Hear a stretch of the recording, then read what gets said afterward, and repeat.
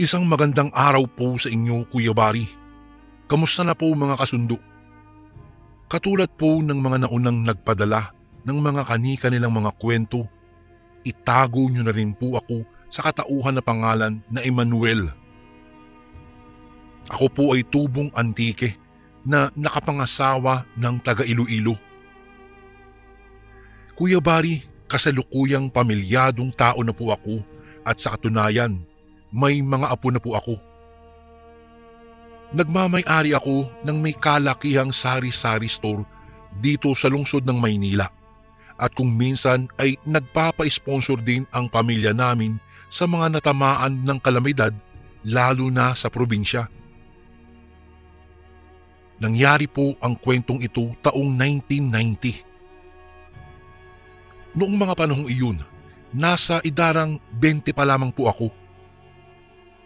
Nalipasan na rin ng ilang dekada ang nakakakilabot na pangyayaring iyon kaya hindi ko na masyadong natatandaan ang ilang detalye. Kaya ngayon pa lang ay humihingi na po ako ng dispensa kung hindi gaano kalinaw ang pagsasalaysay ko ng aking karanasan na puno ng misteryo at kababalaghan. Kabilang po ako sa dating mga kabataang sumasali sa mga samahan. Bali, may binuo kaming samahan dati ng mga tropa ko at tinawag namin itong Tugis Aswang na ang ibig sabihin ay kami ang nagtutugis na mga taong may lahing aswang. Siyempre naman, naniniwala po ako sa mga aswang at iba pang mga elemento katulad na lamang ng tikbalang, engkanto at mga duwende. Balik tayo sa kwento. May 6 na miyembro po ang aming grupo. Itago na lang natin sila sa mga pangalang Rogin, Darrell, Fernando, Paul, Christian at syempre ay hindi mawawala ang nagpadala ng kwentong ito. Ako iyon, sa kilala na palayaw na Manuel. Magkakasing pareho lang kaming 6 ng aming mga edad. Huwag ninyong mamasamain. Subalit kilala ang grupo namin bilang Tugis Aswang. Subalit ang totoo niyan, ni isa ay wala pa kaming nakakasalamuha. Sabihin na natin na isa kami sa mga nagpapakalat ng mali-maling impormasyon upang sumikat ang aming grupo. Wala naman pong nakakaalam ng mga kasinungalingan namin hanggat walang may matibay na ebidensya, hindi ba? Pinapalabas ng aming grupo na ilang aswang na ang aming nasugpo. Dala-dala namin palagi ang buntot pagi, agimat na ipinamana pa sa amin ng mga matatanda dito sa aming lugar sa pag-aakala na kami ang susunod sa kanilang mga yapak. Naku Kuya Bari, kay sarap talagang balik-balikan ang nakaraan. Sa tuwing naaalala ko ang mga pinaggagawa namin, ay hindi ko minsan maiwasan na matawa na lamang. Kuya Bari, kumikita ang aming grupo dahil sa samang iyon at sa paniniwala ng ibang tao na kaya naming sugpuin ang mga aswang at iba pang mga elemento. Naging maayos naman ang takbo ng aming samahan hanggang sa nangyari ang hindi namin inaasahan. Nakatanggap ang aming grupo ng isang liham na nagmula sa malayong baryo. Ayon sa liham na iyon, pinatatawag ang aming grupo upang humingi ng saklolo. Inaswang daw ang anak ng taong nagpadala kaya kailangan nila ng aming tulong.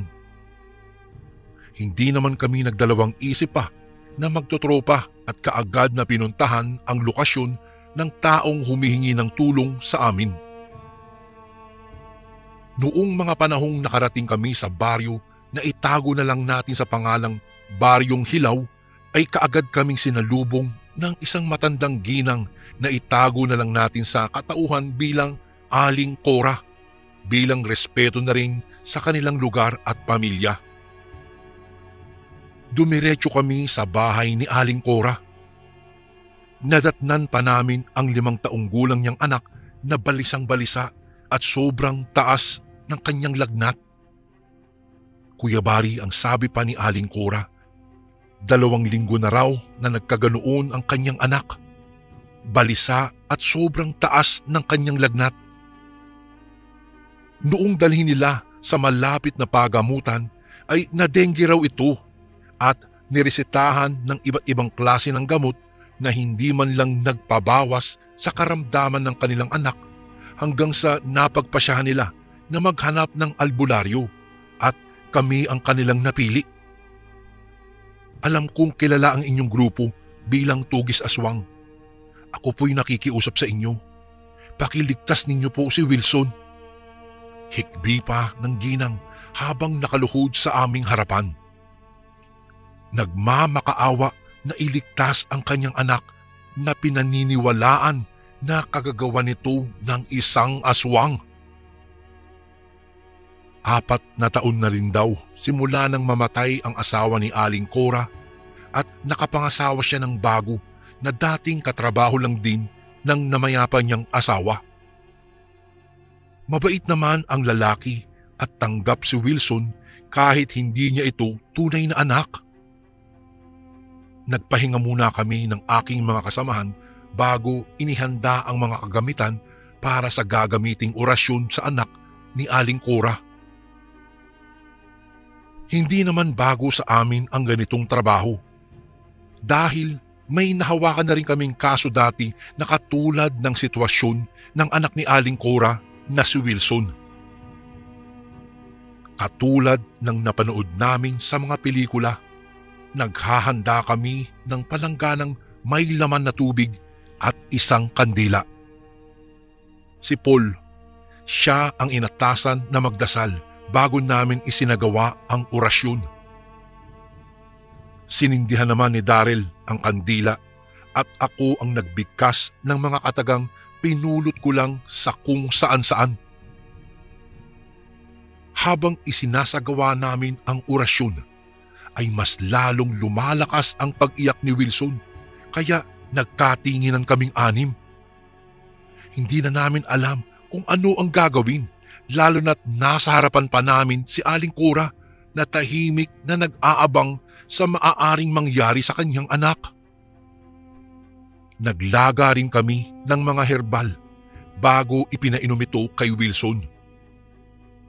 Ilang saglit pa ay natahimik ito at payapang nakatulog. Palihim pa ngang nag-appear kami ng mga tropa ko dahil kahit kabaliwan lang ang aming ginawa ay mukhang umepekto naman. Hindi namin namalayan ang oras. Pasado 7:00 na pala ng gabi nang matapos ang orasyon na aming kunyaring ginawa kung kaya ay inimbitahan kami ni Aling Cora na doon na magpalipas ng gabi sa kanilang bahay na hindi naman namin tinanggihan dahil maliban sa may libreng tulugan ay may libre pa kaming makakain. Ilang daan din ang binayad niya sa aming serbisyo. Ilang oras na, ngunit mahimbing pa rin sa pagkakatulog si Wilson. Tahimik kaming naghahapunan ng gabing iyon nang dumating ang 2 asawa ni Aling Cora. Wala kasi ito sa bahay nang pumunta kami at isinagawa ang orasyon dahil nasa trabaho ito. Ang sabi ni Aling Cora, nagbebenta raw ng isda si Mang Cleo. Nabigla pa kami nang tuluyan naming nakilala at nakita ang 2 asawa ni Aling Cora na itago na lang natin sa pangalang Cleo. Sa pagkakaalala ko, Kuya Bari, minsan nang naging tanyag itong si Mang Cleo sa aming baryo, ngunit bilang isang mabagsik na aswang. Kaya gano'n na lamang ang pagkagulat namin nang makita ito. Kayo ba ang nagpagaling sa anak ko? Nakangiti pang tanong sa amin kung kaya inalok namin siya na saluhan kami sa aming hapunan. Nagpasalamat naman ito at saglit pa kaming nagkwentuhan. Noong matapos ang aming hapunan, nagpasya kaming magkakaibigan na tumambay muna pansamantala sa labas ng kanilang bahay upang makalanghap ng sariwang hangin. Noong nasa labas na kami, ay nagtawanan kami at nagkwentuhan hanggang sa napunta ang aming usapan kay Mang Cleo. Ano? Ano sa tingin niyo? Pagtutukoy ni Regine kung aswang ba o normal na tao itong si Mang Cleo. Itol, sa totoo lang, hindi ako nakakasiguro. Natatawang tugon ko kaya nakatanggap ako ng batok mula sa kanila. Napasandal ako sa malaking puno nang makarinig ako ng kaluskos. Natigilan kaming anim sa aming pag-uusap. Napaayos ako ng pagkakatayo at saka iginala ang aking paningin sa paligid. Hindi naman ganun kadilim ang buong lugar, lalo na't kahit hindi bilog ang buwan, ay may liwanag pa rin naman na nagmumula sa buwan. Maya-maya pa, nakarinig kami ng pagpagaspas ng mga pakpak bago may lumipad ng parang isang napakalaking ibon sa ibabaw namin. Nang dahil sa pagkabigla, natumba ako sa lupa. Kaagad naman akong tinulungan makatayo ng mga tropa ko. Uy, ano yun? Tanong pa nila habang nakatingin pa rin sa himpapawid kung saan lumipad kanina ang isang napakalaking ibon. Hindi na kami nagtagal sa labas at agad kaming pumasok sa loob ng bahay. Naabutan pa nga namin si Aling Cora na nakikinig ng radyo. Si Mang Cleo po, tanong ko pa sa babae na ikinasulyap nito sa aming gawi. Ay, hindi ba dumaan sa inyo kanina? Nagpaalam kasi sa akin na bibili ng tuba kay Mang Nabor. Kunot noong tugon niya na ikinatahimik ko. Matapos niyang sabihin niyon, ay nagpaalam na kami sa kanya Kuya Bari na magpapahinga na kami. Dumiretso kami sa isang silid tulugan na pinihiram niya sa amin. 4 lang ang unan kaya nagsalo-salo lang kaming 6. Noong nakahiga na kaming 6, hindi kaagad kami nakatulog dahil napag-usapan namin yung malaking ibon at paglabas ni Mang Cleo. Wala mang kasiguruduhan, subalit naisip namin na baka totoo ngang aswang itong si Mang Cleo. Bago ko po ipagpatuloy ang kwentong ito ay may request sana ako sa iyo kasundo. Isang pindot lang ito kasundo sa subscribe button namin. Malaking tulong po ito sa amin kasundo upang mapagpatuloy pa namin ang mas marami pang magagandang kwento. Salamat sa pag-subscribe mo, bagong kasundo. Ang kaisipang iyon ay nasagot nang magising ako dahil sa malakas na hangin na nagmula sa nakabukas na bintana. Mahimbing na ang pagkakatulog ng 5 kong kasamahan ng mga sandaling iyon. Bumangon ako mula sa aking pagkakahiga bago humakbang papalapit sa bintana. Akmang sasaraduhan ko na sana ang bintana nang may namataan akong bulto sa hindi kalayuan sa bahay ni Aling Cora. Mabilis akong napatago nang mapagtanto na si Mang Cleo yun at may pasan pa siyang isang tao. Kaagad kong nilapitan at ginising ang mga kasamahan ko. Binulungan ko pa sila na nakita ko si Mang Cleo na may pasang tao. Naalipungatan naman sila at napagpasyahan namin na lumabas at sundan itong si Mang Cleo dahil nakita ko itong pumunta sa likod ng kanilang bakuran at hindi naman kami nabigo na nakita siya. Nagsidapaan kami dahil naabutan namin siya na nagdadasal sa gitna ng mga kandila at nasa harapan naman nito ay ang bangkay ng tao. Tumayo siya bago nilakad-lakaran ang bangkay ng ilang beses hanggang sa naging isang napakalaking isda ito. Nabigla ako dahil sa aming nasaksihan.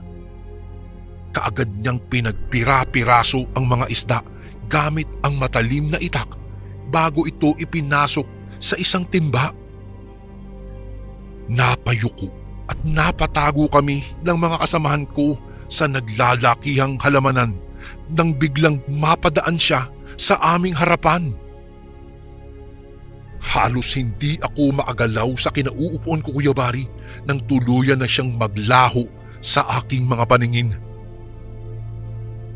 Hindi pa man kami nakakaalis sa aming mga pwesto nang biglang may nagsalita sa aming likuran. Nang dahil sa pagkagulat ay tuluyan akong bumagsak sa lupa. Nanginginig na napalingon pa ako kay Mang Cleo na seryoso na nakatingin sa aming anim. Pulang-pula ang nagbabagang mga mata nito.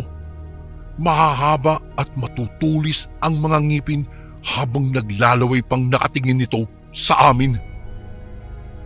Nabalik lang ang ulirat ko nang sunod-sunod na napasigaw ang mga tropa ko bago ako hinila upang tumakbo.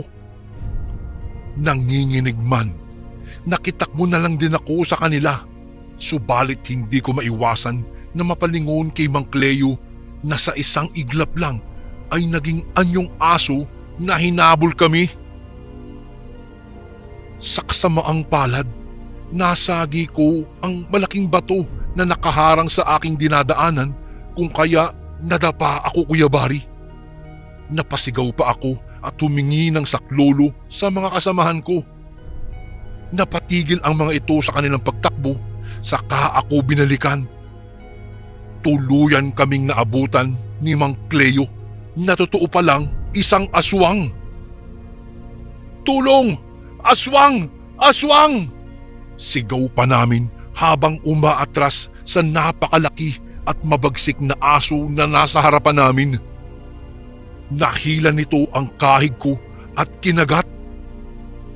Binato naman siya ng mga kasamahan ko upang mabitawan ako at nagtagumpay naman sila. Napadaing at napasigaw ako dahil sa sugat na aking natamo habang nakikipaglaban naman ang mga tropa ko sa mabagsik na aswang. Kuya Bari, nasa ganoong kaming sitwasyon nang dumating si Aling Cora kasama ang ilang barangay tanod. Sama-sama nilang nilabanan ang aswang. Sa huli ay natalo nila si Mang Cleo. Sa kalagitnaan ng mahimbing na pagkakatulog ay nagising na lamang daw si Aling Cora nang marinig ang aming mga sigawan at paghingi ng saklolo, kung kaya hindi siya nagdalawang isip na bumaba. Naabutan pa niya kaming tumatakbo papalayo sa kanilang bahay habang hinahabol ng napakalaking aso, kaya sinundan niya kami at humingi siya ng mga saklolo. "Ikaw, Cleo, isa kang aswang? Bakit mo ginawa yun kay Wilson? Bakit mo sinaktan ang anak natin?" Hikbi ni Aling Cora. Napayuko lamang si Mang Cleo, ngunit napaluha na rin. Patawad. Ang akala ko kasi mas magiging masaya tayo kapag tayong dalawa lang." Tila nahihibang napaliwanag ni Mang Cleo. Bakas pa sa pagkabigla ni Aling Cora nang bumalik sa taong anyo si Mang Cleo. Napahagulgul pa ng iyak si Aling Cora dahil sa kanyang nasaksihan. Ang lumabas ay kagagawan pala ito ni Mang Cleo, ang biglaang pagkasakit ni Wilson. Dinala at diniretso ng mga barangay tanod itong si Mang Cleo sa presinto. Samantalang kaagad naman akong isinugod ng mga tropa ko sa isang malapit na pagamutan. Kinaumagahan, dinalaw pa ako ni Aling Cora doon sa ospital kasama ang nag-iisa niyang anak. Ayon pa sa kanya, pinapaimbestigahan pa daw ng otoridad ang pangyayari ng gabing iyon. Kinuha din ng otoridad ang aming statement, kung kaya kinuwento ko na rin sa kanila ang ginawang ritual ni Mang Cleo sa bangkay ng tao na naging biktima niya hanggang sa naging isda ito. Napatunayan din na ang mga isdang binebenta pala ni Mang Cleo ay ilan sa mga parte ng katawan ng tao na ginawan niya ng orasyon, kung kaya ay naging anyong isda ang mga ito. Malaking tulong sa otoridad ang mga sinabi ko, kaya naparusahan si Mang Cleo dahil sa dami ng krimen na kanyang ginawa. Noong malaman ng taong bayan ang tungkol sa pagiging aswang ni Mang Cleo, ay marami po talaga ang nagalit sa kanya. Halos hindi rin sila makapaniwala na kaya pala palaging sariwa ang mga isdang binebenta ni Mang Cleo ay nang dahil pala sa isang orasyon. Sa araw ng paghahatol sa krimen na ginawa ni Mang Cleo, ay natagpuan na lamang wala na itong buhay sa loob ng selda at nag-iwan pa ito ng sulat. Nakiramay na lang kami kay Aling Cora dahil sa mga nangyari. Binigyan naman ng maayos na libing si Mang Cleo. Nakalimutan din naming ipagtapat kay Aling Cora ang pagiging isang impostor ng aming tropa. Noong makauwi kami sa baryo na aming pinaglakhan, ay napagpasyahan namin na tumigil na lamang sa aming masamang ginagawa.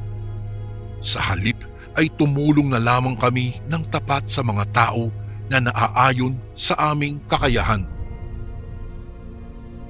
Makalipas ang 3 buwan, pumunta sa Iloilo si Regine dahil natanggap ito sa isang factory na pinag-applyan niya. Samantalang ng ibang bansa naman si Daryl dahil sa hirap ng buhay sa Pinas.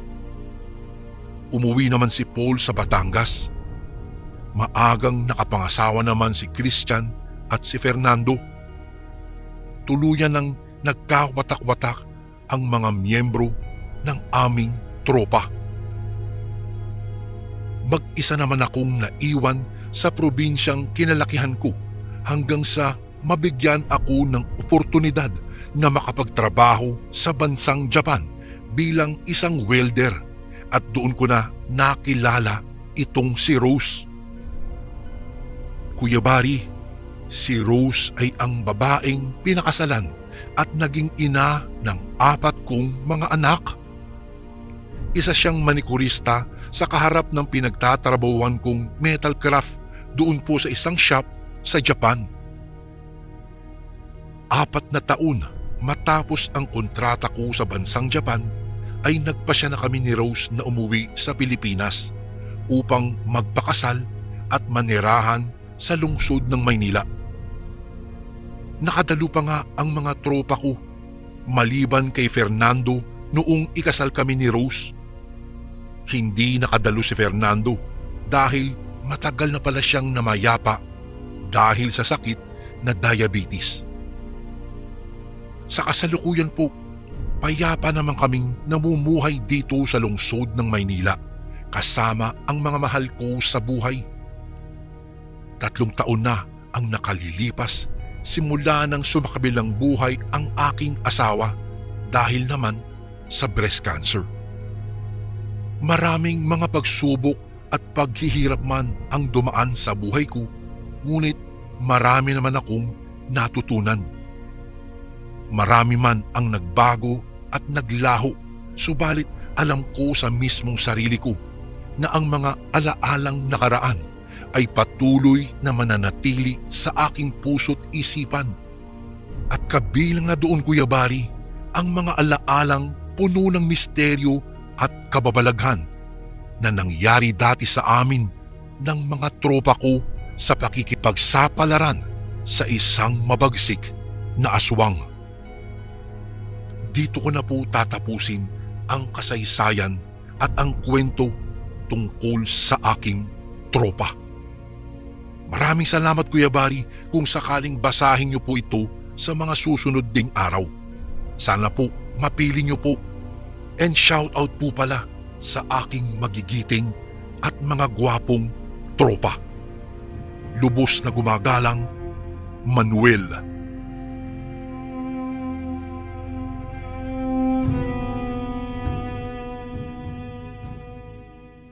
Magandang araw po sa inyo mga kasundo. Kamusta na po kayo?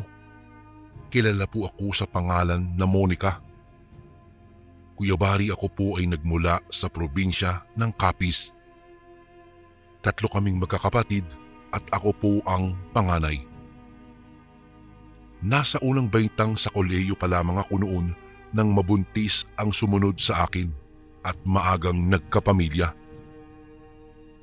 Nagpatuloy ako sa aking pag-aaral hanggang sa makapagtapos at nabigyan ng oportunidad na makapagtrabaho sa bansang Dubai. Hindi na po ako nagdalawang isip pa noon na tanggapin ang trabaho dahil ang lahat ng mga ginagawa ko ay para sa kinabukasan at ikabubuti ng aming pamilya.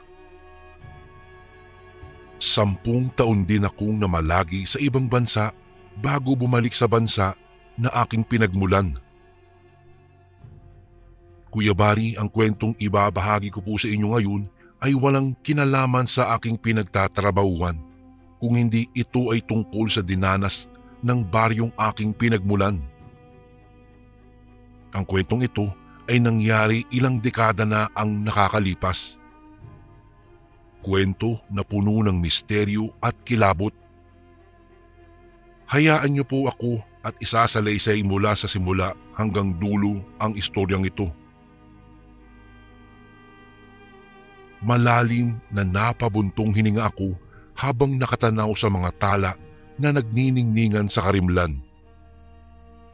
Hindi ko maitatanggi na kakaibang ganda ang hatid ng mga bituin na nagkikislapan sa kalawakan. Subalit, hindi ko pa rin mapigilan na makaramdam ng kalungkutan. Kung iisipin, ay parang kahapon ko lang nilisan ang bayan na kung saan ako isinilang. Ngunit sino ang mag-aakala na higit 10 taon na rin pala akong hindi nakabalik sa lugar na aking pinagmulan? Kuya Bari, simula nang makapagtapos ako sa kolehiyo at natanggap bilang caretaker sa bansang Dubai, ay hindi na ako muling nakabalik pa sa bayang kinalakhan ko.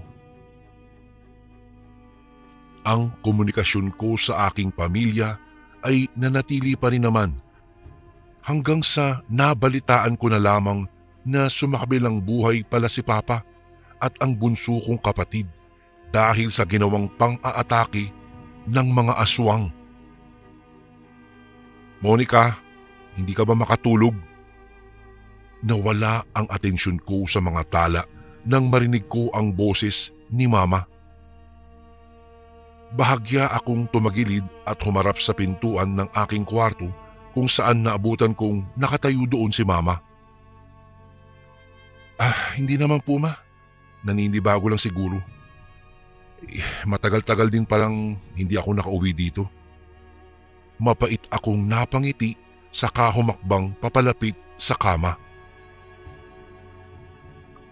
Napaupo kami pareho ni Mama sa ibabaw ng kama. Sa loob ng 10 taon ay marami ang nagbago. Hindi lang ang buhay namin ang nagbago, kung hindi maging ang bayan, mga mamamayan at pamumuhay sa aming lugar ay malaki talaga ang ipinagbago.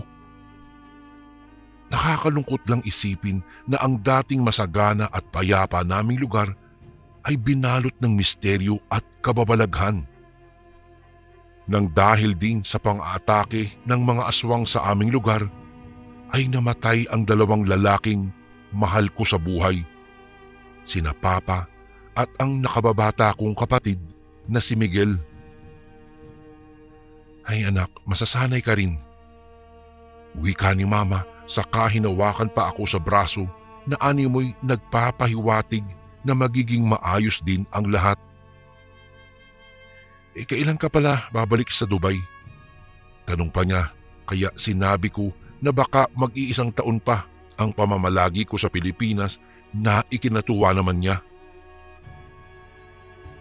Halos kalahating oras pa kaming nag-usap ni Mama bago siya lumabas ng tuluyan sa silid ko. Napag-usapan namin na bibisitahin kinabukasan sa sementeryo ang puntod nila Papa at ng nakababata kong kapatid. Dati, simpleng pamumuhay lang ang meron kami. Maliit lang ang bahay na tinitirhan namin at gawa pa ito sa kawayan. Mahirap lang kami, ngunit mayaman naman sa pagmamahal at magandang asal. Kuya Bari, magsasaka po si Papa, samantalang labandera naman si Mama, ngunit ang trabaho nila ay hindi naging hadlang upang makapagtapos ako sa kolehiyo at tuluyan kong naiahon sa kahirapan ang aming pamilya. Sa aming tatlong magkakapatid, ang bunso naming kapatid ang pinakamatalino at talentado po talaga sa amin. Simula elementarya hanggang tumapak siya sa high school ay palaging nakakapasok ito with honors. Hindi ko po namalayan na muli akong napaluha nang maalala ang mga alaalang nakaraan. Napasinghot pa ako sa hawak kong panyo bago nagpasya na mahiga sa kama hanggang sa hindi ko namalayan na nakatulog na pala ako. Kinaumagahan, kagaya ng napag-usapan namin ni Mama nang matapos kaming mag-agahan, ay dumalaw kami sa sementeryo upang bisitahin ang puntod ni Papa at ng bunso kong kapatid. Nagdala pa kami ng mga bulaklak saka inalay sa ibabaw ng kanilang lapida. Pa, Miguel, kamusta na kayo dyan? Nasasabik na ako sa kakulitan ninyong dalawa. Wika ko pa at muling inalala ang mga masasayang alaalang nakaraan na kay sarap balikan. Ngunit alam ko na mananatili na lamang itong isang alaala. Kuya Bari, inabot pa kami ng kalahating oras sa sementeryo bago nagpasya na dumalaw sa bahay ng kapatid kong si Marco na pamilyado na ng mga panahong iyon. Dinalhan pa namin sila ng tinapay at imported na tsokolate na nagmula pa sa bansang Dubai. Nagkakwentuhan pa nga kami ni Conchita, isa siyang Bicolana na napangasawa ni Marco. May 4 silang anak at mga lalaki lahat. Doon pa nga kami ni Mama na nanghalian sa kanila at pinagsaluhan namin ang inihaw na bangus na pinarisan ng mainit-init na kanin at hindi rin mawawala ang maanghang na sausawan. Pasado 2:00 na ng hapon nang bumalik kami ni Mama sa bahay. Subalit bago pa kami tuluyan na nakauwi ay dumaan pa kami sa palengke. Mabilis na tumakbo ang oras nang hindi mo namamalayan. Buwan ng Mayo, taong 2000. Sariwa pa rin sa aking alaala ang gabing iyon. Gabi na binalot ng kilabot at kababalaghan. Halos magtatatlong buwan pa lamang akong nananatili ng mga panahon na iyon sa probinsya. Pasado 7:00 ng gabi at eksaktong Semana Santa, Kuya Bari. Kakauwi lang namin ni Mama ng gabing iyon matapos ang naganap na prosesyon sa simbahan ng Katoliko. Noong makarating sa bahay ay kaagad kaming naghapunan ni Mama. Pinagsaluhan namin ang mainit-init na adobong manok na ulam at piniritong talong. Nang matapos kami sa paghahapunan ay ako na ang nagboluntaryong maghugas ng aming pinagkainan. At dahil 2 lang kami ni Mama ang tangi magkasama sa bahay, ay mabilis ko namang natapos ang paghugas ng aming mga pinagkainan. Nagkwentuhan pa kami ni Mama sa sala bago kami nagpasyang magpahinga. Mag-isa lang ako sa aking silid at kagaya ng lagi kong nakasanayan ay napadungaw ako sa labas ng aking bintana nang bigla kong naramdaman ang malamig na pag-ihip ng hangin kung kaya ay nagmamadali kong isinara ang bintana sa pag-aakala na uulan. Hindi pa man ako tuluyan na nakaalis mula sa aking pwesto nang makarinig ako ng pagpagaspas na animoy mga naglalakihang pakpak bago ko narinig ang pagkalampag ng aming bubungan. Nang dahil sa pagkabigla ay hindi ko naiwasan na mapasigaw at mapaatras palayo sa bintana. Nakiramdam ako sa paligid hanggang sa nakarinig ako ng pagkaluskos na nagmumula sa labas. Ano kaya yung bagay na yun? Bulong ko pa sa aking sarili bago humakbang papalapit sa bintana nang bigla kong narinig ang sigaw ni Mama. "Huwag ka sisilip sa bintana, Monica!" Malakas na sigaw ni Mama kung kaya ay natigilan ako sa paghakbang at nagtatakang napalingon sa kanya. Naabutan ko pa siyang nasa labas ng kwarto ko. Hinihingal siya na animoy tumakbo, mapuntahan lang ako sa kwarto. "Kuya Barry, napasulyap ako sa krus na daladala ni Mama at may bitbit pa siyang asin at bawang na ipinagtaka ko." Hindi ko pa nagawang ibuka ang aking bibig nang biglang may kumalampag sa aking bintana kung kaya mas lalong napaatras ako papalayo rito. "Hawakan mo ito, Monica. Huwag mo itong bibitawan. Papunta na sila Marco dito." Nag-aalalang wika ni Mama at pagtutukoy niya sa kapatid kong sumunod sa akin at doon ko napagtanto ang mga nangyayari. Iniabot sa akin ni Mama ang mga bawang na kaagad ko namang kinuha. "Ma, bakit tayo inaatake ng mga aswang?" Kinakabahang tanong ko nang tuluyan akong makalapit sa kanya. Nakiramdam ako sa paligid. Samot-saring emosyon ang naramdaman ko ng mga sandaling iyon. Inaatake kami ng mga aswang. Hindi ko man pisikal na nakikita kung ilan sila, ay ramdam ko naman na hindi lang ito nag-iisa. "Umalis kayo sa pamamahay ko!" Malakas na sigaw ni Mama bago isinaboy ang asin sa bintanang may kumakalampag kahit na nakasara pa rin ito. Maya-maya pa'y natigil din ang kaluskos at pagkalampag sa bintana ng aking kwarto, subalit sinunod naman nila ang aming bubungan. Mabuti na lamang at hindi gawa sa pawid ang aming bubungan. Dahil kung nagkataon, Kuya Barry, ay baka mas madali nila itong nasira. Bago ko po ipagpatuloy ang kwentong ito ay may request sana ako sa iyo kasundo. Isang pindot lang ito kasundo sa subscribe button namin. Malaking tulong po ito sa amin kasundo upang mapagpatuloy pa namin ang mas marami pang magagandang kwento. Salamat sa pag-subscribe mo, bagong kasundo. Rinig na rinig ko ang mga ungol ng mga aswang at alulong ng mga aso. Kaagad akong hinigit ni Mama palabas ng kwarto ko hanggang sa makarating kami sa sala. Inutusan pa nga ako ni Mama na sabuyan ng asin ang aming pintuan at mga bintana na kahit na nanginginig sa takot ay kaagad ko namang sinunod. Maliban sa bawang, kinuha ko rin ang naiwang itak ni Papa upang pangdagdag proteksyon sa amin ni Mama sakali man na magtagumpay ang mga aswang na lusubing kami. Napasigaw pa ako nang namataan ko ang aswang na nakasilip sa labas ng aming bintana. Kuya Barry, pulang-pula ang namamaga na mga mata ng aswang habang naglalaway na nakatitig ito sa amin ni Mama.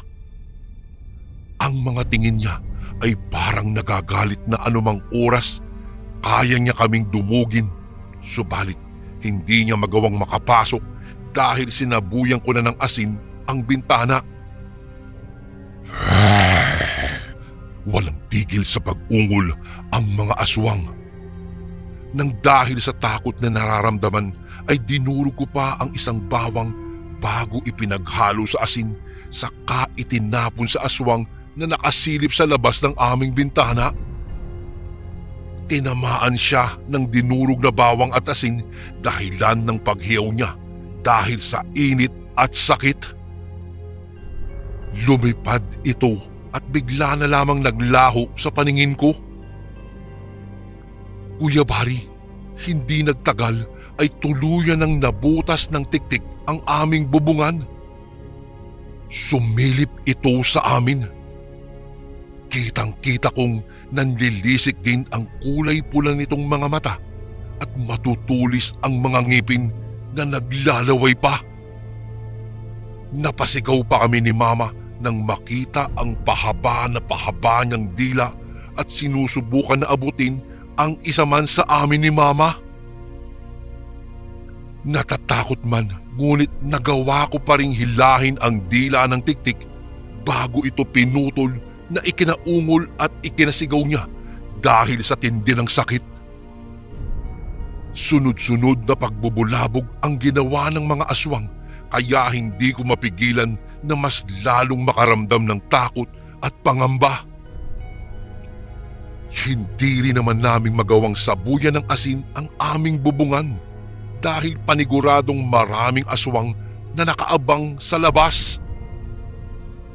Kuya Bari, narinig ko rin ang mga sigawan na nagmumula sa labas ng aming bahay at mga putukan. Doon ko napagtanto na hindi lang pala kami ang nilulusob ng mga aswang ng gabing iyon, kung hindi maging ang iba pang kabahayan sa aming baryo. Napapikit na lamang ako at taimtim na napadasal sa makapangyarihan nating Panginoong Hesukristo na iligtas niya kami ni Mama at maging ang taong bayan mula sa kampon ng kadiliman. Bahagya pa akong napapapidlag nang may kumalampag sa aming pintuan. Napamulat ako. Napayaka pa ako kay Mama dahil sa pagkabahala. Subalit napawi din kaagad ang takot na nararamdaman ko nang marinig ko ang boses ni Marco sa labas. Kuya Bari, nagkatinginan pa kami ni Mama. Nagdadalawang isip kung pagbubuksan ba ng pintuan si Marco o hindi dahil maraming mga aswang ang nag-aabang sa labas, subalit sa huli ay nagawa pa rin namin siyang pagbuksan ng pintuan. Kaagad namang siyang pumasok kasama ang higit kumulang sa 10 armadong mga kalalakihan na kasamahan pala niya. Noong makapasok sa loob ay sinarado naman kaagad namin ang pintuan. Ayos lang ba kayo? Nasaktan ba kayo? Pasensya na, medyo natagalan kami dahil maraming mga aswang ang humarang sa dinaraanan namin bago kami nakarating dito. Wika ni Marco at doon ko lang napagtanto na maraming kumalat na dugo sa kasuotan niya at maging sa kasuotan ng iba pa niyang mga kasamahan. May daladala rin ito na iba't ibang kalibre ng baril at buntot ng pagi. Ibinunyag sa akin ni Marco na kasapi pala sila sa grupo ng mga kalalakihan na nakikipagsapalaran sa mga aswang. Itinayo daw nila ang samahang ito nang magsimulang magasik ng lagim ang mga aswang sa aming baryo. Ibinalita rin sa amin na putol na raw ang kasamaan ng mga aswang dahil bago pa man ng atake ang mga aswang sa baryo ay nilusob na ng grupo ni Marco ang kuta ng mga aswang. Sinunog daw nila ang baryo na pinagtataguan ng mga ito, subalit sa kasamaang palad, may iilan na nakatakas at naghasik pa rin ng lagim sa baryo namin.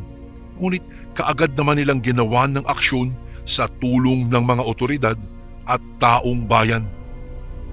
Huwag kayong mag-alala, ligtas na kayo at magiging maayos din ang lahat. Tandaan nyo, kabutihan palagi ang nananaig laban sa kasamaan.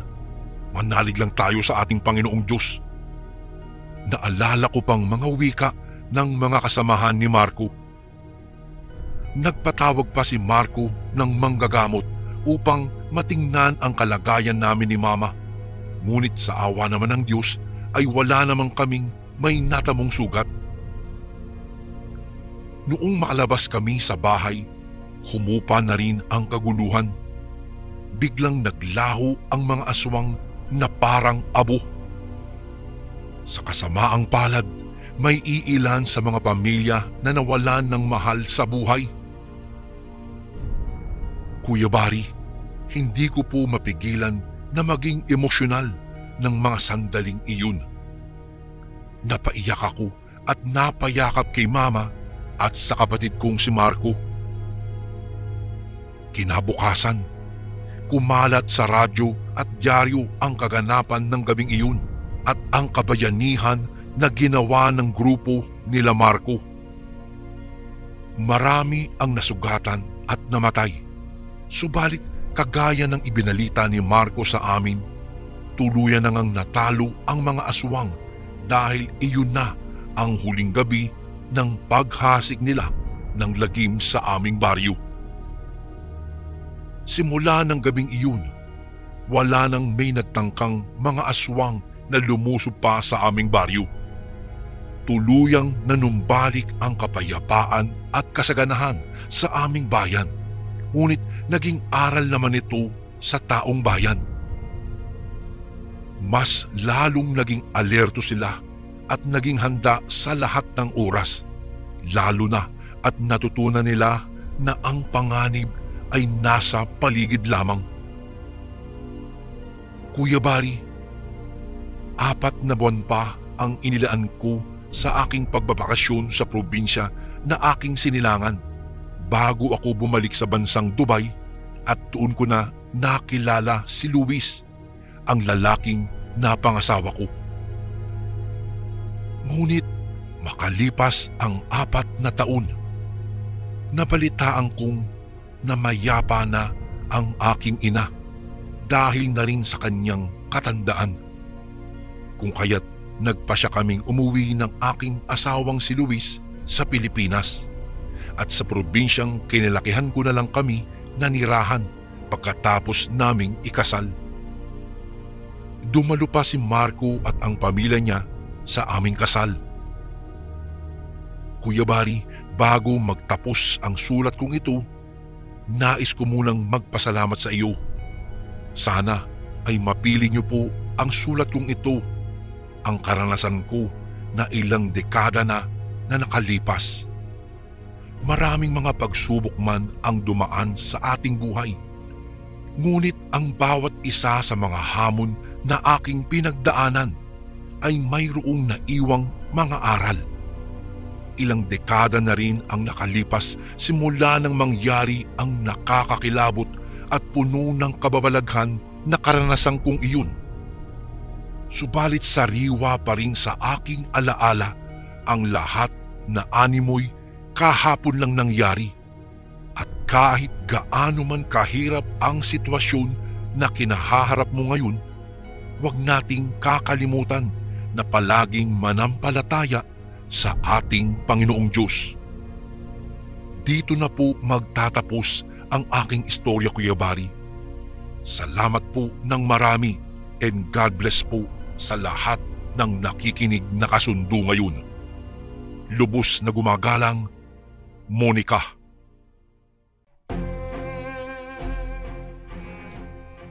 And again, maraming salamat po mga kasundo. Don't forget to subscribe and i-click nyo lang po yung bell na button para updated po kayo sa mga upcoming videos namin na paparating.